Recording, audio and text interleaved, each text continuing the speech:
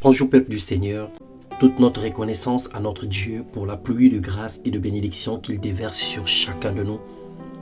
Nous reconnaissons que le souffle de vie que nous avons aujourd'hui font partie d'une grâce excellente que le Seigneur a accordée à tout un chacun.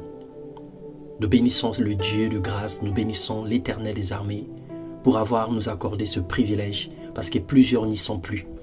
Bienvenue dans notre partage quotidien. Ce matin, nous allons partager une fois de plus encore la parole de Dieu. Le thème de notre méditation, la fidélité de Dieu. Lorsque nous lisons dans le livre de Malachie, le chapitre 3, les versets 13 au verset 14, la Bible déclare « Vos paroles sont rudes contre moi, dit l'Éternel, et vous dites, qu'avons-nous dit contre toi? Vous avez dit, c'est en vain que l'on sert Dieu. Qu'avons-nous gagné à observer ses préceptes et à marcher avec tristesse à cause de l'Éternel des armées ?» Mon frère, ma soeur, il arrive des fois où le découragement, la lassitude spirituelle, le doute et l'envie d'abandonner gagnent nos cœurs. Nous arrivons même à dire, quand je ne priais pas, c'était différent, c'était mieux quand je ne connaissais pas l'Éternel. Où est finalement Dieu avec tout ce qui se passe sur la terre, dans ma vie, dans ma famille, autour de moi? Pourquoi n'agit-il pas pour ma cause? Hébreux 6:10 nous dit: sachez que Dieu n'est pas injuste pour oublier votre travail et l'amour que vous avez montré pour son nom ayant rendu et rendant encore des services aux saints. Le Seigneur nous connaît mieux que nous-mêmes. Il ne nous donne pas souvent ce que nous demandons, mais il nous donne ce que nous avons besoin. Les échecs d'un enfant de Dieu sont en réalité des leçons pour le rendre fort dans les jours à venir. Dieu est souverain. Il n'est pas un papa irresponsable et égoïste. Il n'est pas celui dont on demande du pain et il donnera les pierres ou qu'on demande du poisson et qu'il donne du serpent à la place. Il est celui qui connaît nos réels besoins. Quand bien même nous ne comprenons pas, mais il connaît nos réels besoins.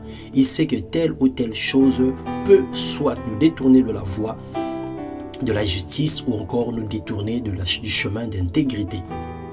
Les solutions de facilité sont nombreuses. Elles nous entraînent dans la perdition et l'égarement. Nous devenons de plus en plus légers avec la parole de Dieu et plusieurs habitudes négatives deviennent normales pour les chrétiens à cause de l'impatience. Malachie 3:18 dit: et vous verrez de nouveau la différence entre le juste et le méchant, entre celui qui sert Dieu et celui qui ne le sert pas. Le Seigneur fait toutefois la différence. Ne pense pas que toi qui fournis tous les efforts pour être intègre, toi qui payes un prix fort pour marcher dans la justice, toi qui essaies de mettre tout en œuvre pour être honnête, ne pense pas que tes efforts sont vains. Tout ce que tu fournis, tout ce que tu donnes aujourd'hui comme effort, tout ce que tu donnes aujourd'hui comme capacité à vouloir demeurer dans la crainte de Dieu, le Seigneur te le rendra parce qu'il n'est pas injuste pour oublier les efforts que tu fais. Mais dans la fidélité de Dieu, il récompense toujours en son temps les fidèles serviteurs.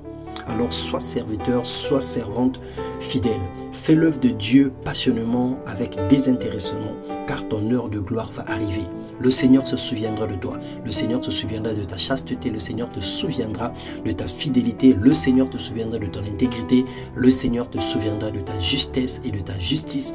Le Seigneur se souviendra de ta façon de se conduire et il te récompensera en temps convenable. Souvenez-vous de Joseph, souvenez-vous de Daniel.